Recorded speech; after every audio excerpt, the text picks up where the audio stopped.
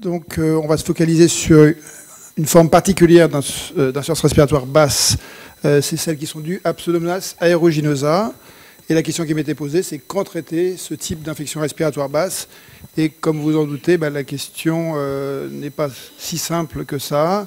Et il n'y a pas une réponse unique. En fait, ça va dépendre... mes conflits d'intérêts, aucun avec cette présentation. Ça va dépendre de la situation clinique. Et je vous propose de regarder successivement plusieurs de ces situations cliniques. La pneumonie, les exacerbations de bronchectasie, les exacerbations de BPCO, et les bronchectasies à l'état stable, ou la BPCO à l'état stable, avec pour chacune de ces deux dernières situations cliniques, le cas de figure de la primo-infection à PIO et l'infection bronchique chronique à PIO. Alors, le plus simple, la pneumonie à Pseudomonas aeruginosa, à piocénique, nosocomiale aux communautés, on vous l'a rappelé tout à l'heure, risque potentiel de morbidité, vous connaissez les complications type abcès, pleurésie purulente, etc., risque de mortalité, lié notamment au développement d'un choc septique. Les facteurs de risque de mortalité, je vous les rappelle, l'âge avancé, une maladie sous-jacente sévère, une bactériémie, un choc septique, un SDRA, une antibiothérapie inadéquate, initiale inadéquate, une souche multirésistante.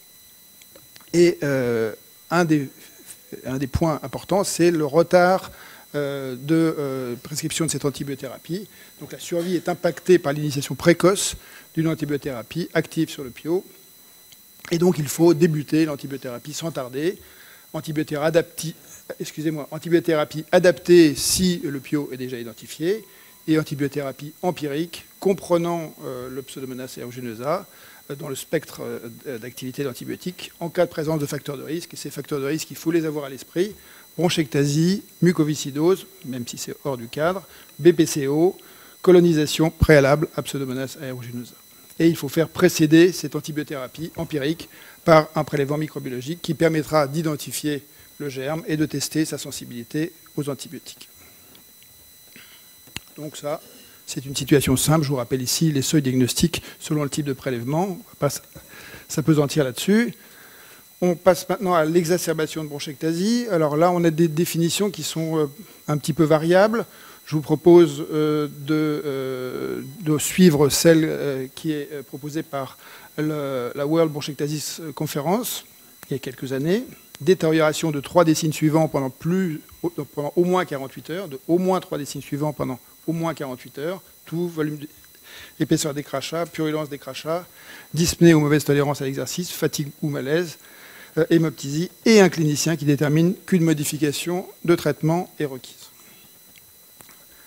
Les germes responsables de ces exacerbations de bronchectasie, ils sont connus, c'est essentiellement Haemophilus, Pseudomonas aeruginosa, Moraxelle, Streptocoque, Staphylocoque.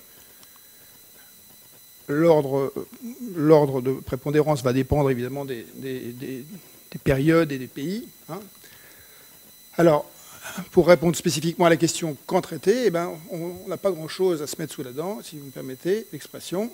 Il n'y a pas d'études bien faites, et donc en fait on raisonne en extrapolant par rapport à la conduite, à la prise en charge de la mucoviscidose. On admet, comme dans les pneumopathies, qu'il faut initier une antibiothérapie promptement. Vous savez qu'il peut y avoir une alvéolite péribronchique qui est un peu équivalent à une pneumopathie, mais qu'on ne voit pas forcément sur la radio pulmonaire, qu'on détecterait sur un scanner. Dans certains cas, un self-management à la maison peut être envisagé. C'est dans les recommandations britanniques et les recommandations espagnoles. Antibiothérapie Péros ou IV, selon la gravité du patient. Là encore, on est dans les recommandations espagnoles, CEPAR et British Thoracic Society. Dirigé sur le PIO si le PIO est déjà identifié, ou empirique, intégrant le PIO si le germe n'est pas identifié. Surtout si on a déjà identifié le PIO dans un prélèvement précédent, s'il y a des comorbidités sévères, s'il y a un passage antérieur récent en réanimation, s'il y a des hospitalisations fréquentes, s'il y a des cycles répétés d'antibiotiques. Donc tout ça, ça fait sens. Je pense que vous serez d'accord et ça ne prête pas beaucoup à discussion. Là encore, il est recommandé de faire un prélèvement microbiologique préalable qu'il soit par examen de crachat ou par fibroscopie, pour confirmer la présence du PIO et pour tester sa sensibilité aux antibiotiques. On passe maintenant à l'exacerbation de BPCO, à Pseudomonas aeruginosa. Vous avez vu tout à l'heure que ce n'est pas le germe le plus fréquent, mais ça peut exister. Vous avez ici la répartition des germes qui peuvent être potentiellement responsables. Vous voyez que le PIO, c'est en bleu ciel, ce n'est pas le plus fréquent. Mais donc, comme vous le savez, on retrouve une bactérie seule ou associée à un virus dans environ 50% des cas d'exacerbation de BPCO. Vous savez, en vert, donc là, c'est à l'état stable ou lors des exacerbations. Là, c'est la culture, là, c'est la PCR. Et vous voyez que les cas les plus fréquents, c'est qu'on trouve quelque chose isolé, enfin une bactérie, un virus ou l'association des deux. Et ce qui est intéressant, c'est que, ça a été mentionné tout à l'heure, le piocyanide, on le retrouve dans les exacerbations de BPCO concernant les malades les plus sévères, c'est-à-dire ceux qui ont un TVO plus marqué. Alors, est-ce qu'on prend en compte l'hypothèse piocyanide dans l'antibiothérapie initiale? Eh bien, non. Hein, je me réfère aux recommandations françaises, recommandations SPLF parues il y a quelques années. Hein, donc, prise en charge en ville, prise en charge à l'hôpital. Là encore, les niveaux de preuve sont très faibles, en ville comme à l'hôpital. On se base sur la purulence des expectorations et on se base sur la présence de facteurs de risque qui sont mentionnés ici, mais que vous ne voyez pas bien. Vous avez donc le TVO, la sévérité du TVO, la fréquence des exacerbations, cardiopathie ischémique, oxygénothérapie, corticothérapie orale. Et là, à ce moment-là, on va discuter d'une antibiothérapie. Mais on ne va pas intégrer le piocyanide dans l'antibiothérapie qu'on va choisir, comme vous le savez. En ville, c'est un peu pareil, on tient compte de la purulence, et je vous ai de la gravité du patient, de la sévérité du TVO, des comorbidités. Je vous ai marqué ici le texte de la conférence, de la SPLF, des recommandations SPLF, et donc, disons qu'on recommande, dans la majorité des cas, une antibiothérapie en cas d'expectoration purulente, signe de gravité, terrain à risque, etc. On réalise un examen de crachat s'il y a un échec de l'antibiothérapie préalable, en cas d'antécédent d'infection à PIO ou autre bactéries gram-négatifs de ce type, Sténotrophomonas ou Achromobacter, en cas de TVO sévère, en cas d'hospitalisation en réanimation, en cas d'immunodépression associée. Ça fait sens. Le type d'antibiothérapie prend en compte la sévérité du TVO, la fréquence d'exacerbation, les comorbidités, la corticothérapie au long cours, l'hospitalisation récente, une prescription d'antibiotiques dans les 3 mois précédents. Tout ça, c'est dans les recommandations françaises. Je pense que c'est assez logique. Mais on n'utilise un antibiotique dirigé contre le piocyanide que si on l'a identifié dans les ECBC ou s'il y a un antécédent d'infection respiratoire basse à piocyanide.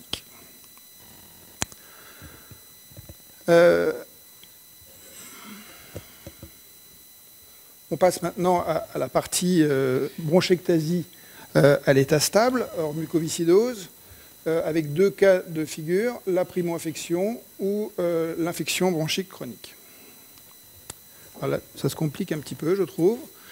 On sait que la présence d'un piocyanide, d'une infection chronique à piocyanide, a un rôle délétère sur un certain nombre de paramètres, comme le nombre d'exacerbations, la survenue d'exacerbations sévères, le déclin de la fonction, la survie à 5 ans, donc ce n'est pas neutre d'avoir une infection chronique à Pseudomonas aeruginosa dans les bronches. Et donc, les Espagnols, qui ont beaucoup travaillé sur la question, proposent le terme de colonisation pathogénique et d'infection bronchique chronique, plutôt que d'utiliser le terme colonisation bronchique. Parce que, justement, le fait d'avoir ce germe dans les bronches, c'est pas anodin. Et donc, dans ces publications des recommandations espagnoles, vous voyez des définitions. L'infection initiale, la primo-infection, la première culture positive d'un PPM. PPM, c'est Potentially Pathogenic Microorganism. L'infection intermittente, vous le trouvez, vous ne le trouvez pas. Et puis, l'infection chronique, vous le trouvez 3 fois de suite ou plus pendant une période d'au moins 6 mois, avec des prélèvements qui sont faits à au moins 1 mois d'intervalle. Au moins, on a un cadre un petit peu quand même. Là encore, quand traiter, à partir de ces données, introductrices, qu'est-ce qu'on peut dire du traitement? pour le traitement de la primo-infection à Pseudomonas aeruginosa, on a très peu de données et on va se baser sur l'expérience acquise dans la mucoviscidose. Donc, et on sait que dans la mucoviscidose, il est bon d'éradiquer le pio quand on le trouve pour la première fois. C'est bon sur la fréquence des exacerbations, sur l'évolution du déclin de la fonction respiratoire. Donc on va faire l'extrapolation sur les bronchectasies non mucaux, mais néanmoins, c'est peut-être pas évident que ce soit aussi qu'on ait raison de le faire, puisqu'on a d'abord on a très peu de données. On sait qu'à l'inverse de la muco, où on ne voit jamais disparaître le pio, là, on peut voir, dans 30% des cas, on trouve dans les papiers des fois, disparaître spontanément le pio sanique des voies aériennes. La notion d'un premier isolement va dépendre de la fréquence de prélèvement des crachats. Si vous prélevez le malade rarement, vous n'allez pas le trouver. Et en fait, quand vous le trouvez une fois, vous savez pas si vous ne le prélevez pas régulièrement, vous ne savez pas depuis combien de temps il est colonisé. Donc ça n'a peut-être pas d'intérêt d'essayer de se débarrasser, d'essayer d'éradiquer la bactérie. Alors, à cet égard, je vous ai marqué les résultats d'un forum d'experts qui s'est tenu il y a 8 ans à Munich, où c'était des experts des bronchectasies non mucaux. Et on leur demandait, je pense que vous n'arrivez pas à lire, à quelle fréquence vous prélevez vos malades. Et donc là, c'était en cas d'exacerbation, uniquement en cas d'exacerbation, ou alors chez tous les patients à chaque visite. Donc là, c'est en cas d'exacerbation, tous les patients à chaque visite.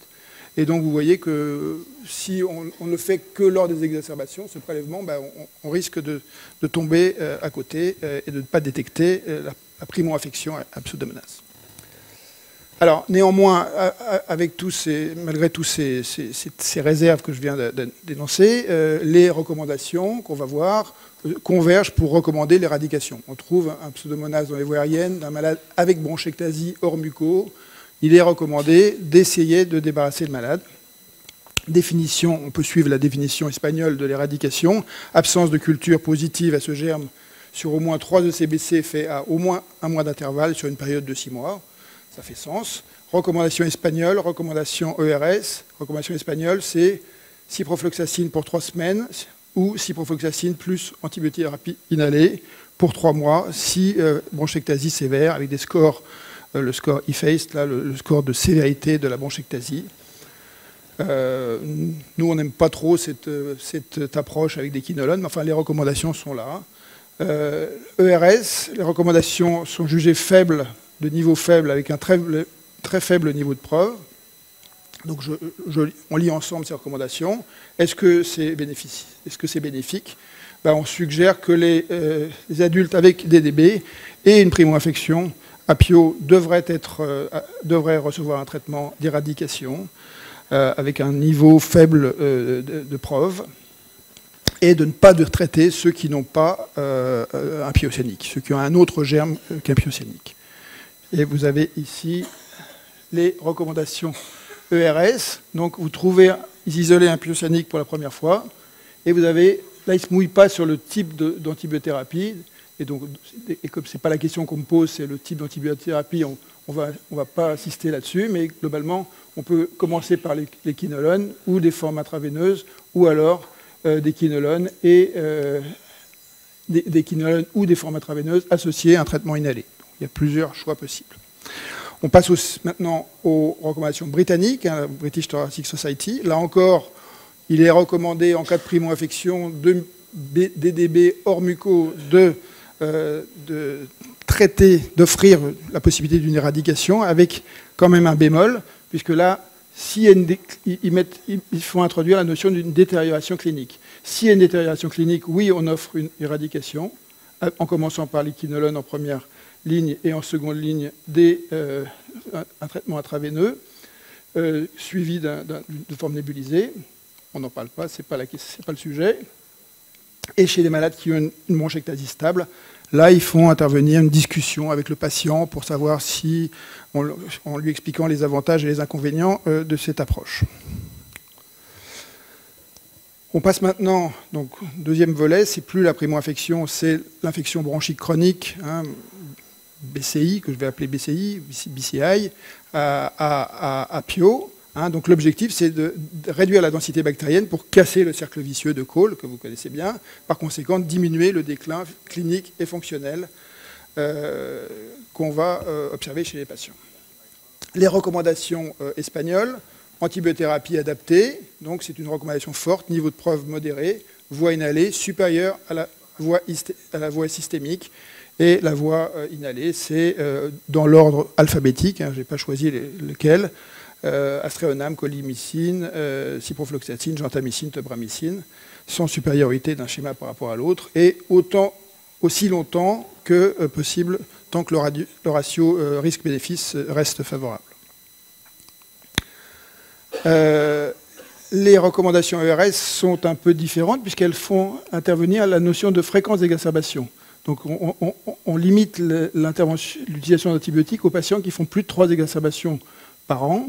Et s'il y a du PIO, eh ben là on va donner des antibiotiques inhalés. S'il n'y a pas de PIO, ça va être des macrolides. En cas d'inefficacité ou d'intolérance, ça va être des macrolides même quand on a du PIO. Recommandation BTS, bien là aussi il est recommandé de les prendre en compte en cas de prendre en compte la colonisation, enfin l'infection bronchique chronique à piocyanique et d'utiliser un traitement qui soit un traitement par macrolide ou un traitement inhalé. On passe maintenant à la BPCO à l'état stable pour terminer. Dernière situation, hein, là encore primo-infection et infection bronchique chronique. Alors là, on rentre un peu dans l'inconnu puisqu'on a encore moins de données. Vous voyez ici, on l'a revu tout à l'heure, c'est des données sur la fréquence des infections et le rôle du PIO. On va pas insister. Les Espagnols ont travaillé sur la question parce qu'ils sont très pro-traitement dans ces atteintes, cette atteinte infectieuse à piocyanique, que ce soit en primo-infection ou en cas d'infection chronique, et il propose une définition de primo-infection, premier isolement de PPM, donc de piocyanique en l'occurrence dans les voies aériennes chez un patient en état stable, ou infection bronchique chronique, culture du même PPM à au moins 3 reprises sur des prélèvements séparés d'au moins 1 mois sur une période d'1 an, donc on est très proche de la définition qu'on avait pour les bronchectasies. On rappelle que le piocyanique dans les BPCO n'est pas le premier germe identifié, mais on le retrouve dans les voies aériennes dans un nombre significatif de cas, 3 à 20% des cas. C'était les patients avec facteurs de risque. Je vous rappelle ces facteurs de risque: le TVO sévère, l'index de Bode élevé, enfin ça intègre le TVO, les fréquences d'exacerbation, les exacerbateurs fréquents, l'utilisation prolongée de corticoïdes péros, les bronchectasies, l'admission en soins intensifs ou en réanimation. Infection primaire à PIO, il propose l'infection primaire à PIO, on sait qu'elle est associée à la survenue d'exacerbation. L'infection bronchique chronique à PIO, elle est associée à la fréquence et à la sévérité des exacerbations, au déclin de VMS, au développement de bronchectasie très probablement, et à la mortalité. Donc c'est pas neutre d'avoir du PIO dans les bronches, en primo-infection ou en état chronique. On l'a vu, c'est dans les bronchectasies non mucaux, mais également dans les BPCO. Et même si on n'a pas de données bien solides à vous proposer, il y a un rationnel à poser la question du traitement antibiotique dans ces cas, mais on n'a pas de recommandations solides basées sur des preuves, à l'inverse de ce qu'on avait dans les bronchectasies. Alors les Espagnols proposent une analyse un petit peu élégante devant un malade qui présente une infection chronique des voies aériennes, de se poser la question, je ne sais pas si vous arrivez à lire, mais je ne suis pas sûr, c'est de se poser plusieurs questions. Est-ce qu'il y a du PIO, est-ce qu'il n'y en a pas? Est-ce qu'il y a des bronchectasies ou est-ce qu'il n'y en a pas? Est-ce que c'est une infection, une nouvelle infection, une primo-infection, ou est-ce que c'est une infection chronique? Est-ce que les exacerbations sont fréquentes ou non? Et plus vous avez réuni ces items, et plus on est noir en couleur, et plus ça penche vers l'utilisation d'antibiotiques, d'antimicrobiens. Donc voilà, c'est assez imagé pour être présenté. Alors, les questions après restent: comment traiter la primo-infection, comment traiter les infections chroniques. On ne va pas insister là-dessus. Alors, les recommandations espagnoles, ce n'est pas des recommandations, c'est un consensus d'experts. Hein, donc, il n'y a pas de recommandations sur la question. D'abord, la première recommandation, c'est d'aller chercher les germes. Si vous ne faites pas de prélèvement endobronchique, excusez-moi, de prélèvement microbiologique des voies aériennes, vous n'allez pas les identifier. Hein. Donc, ECBC initial chez les patients avec facteur de risque et ou expectoration mucopurulente persistante. Ça, je pense que tout le monde est d'accord. ECBC de suivi en cas d'infection préalable d'un PPM, donc pathogénique micro-organisme, dont le PIO, expectoration purulente, déclin de fonction, exacerbateur fréquent, mauvais contrôle des symptômes, oui, il faut prélever. Hein. Si vous avez un nouvel isolement de PIO, éradication conseillée, l'association, enfin, ce qu'il propose, c'est une quinolone. Et infection bronchique chronique, s'il y a des bronchectasies, on suit les recos bronchectasie. S'il n'y a pas de bronchectasie, et si le germe est impliqué et le Pseudomonas aeruginosa, c'est débuter une antibiothérapie inhalée associée à des macrolides. Et vous avez ici ce diagramme qui est peut-être un peu compliqué, qui peut paraître un peu compliqué. Première infection, PIO, on traite, il ne se pose pas de questions. Infection chronique, il y a des bronchectasies, on applique la réflexion bronchectasie, il n'y a pas de bronchectasie, il y a du PIO, on associe macrolide et traitement inhalé. Alors vous avez vu, on parle de bronchectasie, on recouvre un peu BPCO et bronchectasie, les deux entités. Eh bien c'est parce qu'en fait, souvent elles peuvent être associées. Hein. Donc il y a des bronchectasies chez les patients BPCO, surtout dans les formes sévères, et des bronchectasies peuvent se développer au fil du temps chez un patient BPCO. Donc en fait, les deux entités se chevauchent un petit peu. Hein. Et je vous ai juste, pour terminer, rapporté cette étude. Hein. C'est 2 scanners faits à 8 ans d'intervalle chez 77 patients BPCO. Hein. Donc initialement, ils avaient un scanner, mais il y a un certain nombre qui sont morts au bout de 8 ans. Et parmi les 77 patients, on en trouve 27%, je ne vois pas bien très bien, environ 30% qui n'avaient pas de bronchectasie. Il y en a environ le même pourcentage qui a des bronchectasies mais qui ne vont pas évoluer au fil du temps. Il y en a qui ont des bronchectasies qui vont s'aggraver au fil du temps. Et puis il y en a qui vont avoir environ 20% qui vont développer des bronchectasies qu'ils n'avaient pas sur le premier scanner. Donc retenez que les deux entités se chevauchent et les facteurs de progression identifiés, l'expectoration mucopurulente chronique, le nombre de PPM isolés, dont le PIO, et le nombre d'hospitalisations pour exacerbation. Donc en conclusion, je dirais qu'il n'y a pas beaucoup de débat sur le camp traité en cas de pneumonie à PIO, d'exacerbation de bronchectasie à PIO, d'exacerbation de BPCO à PIO. Bronchectasie à l'état stable, on a des recommandations assez convergentes pour la prise en charge d'un nouvel isolement de PIO et la prise en charge des infections chroniques bronchiques. BPCO à l'état stable, on a des arguments pour administrer un traitement antibiotique en cas de nouvel isolement de PIO et en cas d'infection chronique à PIO, mais tout ça est un peu faible et on n'a pas de recommandations basées sur des preuves. Voilà, je vous remercie.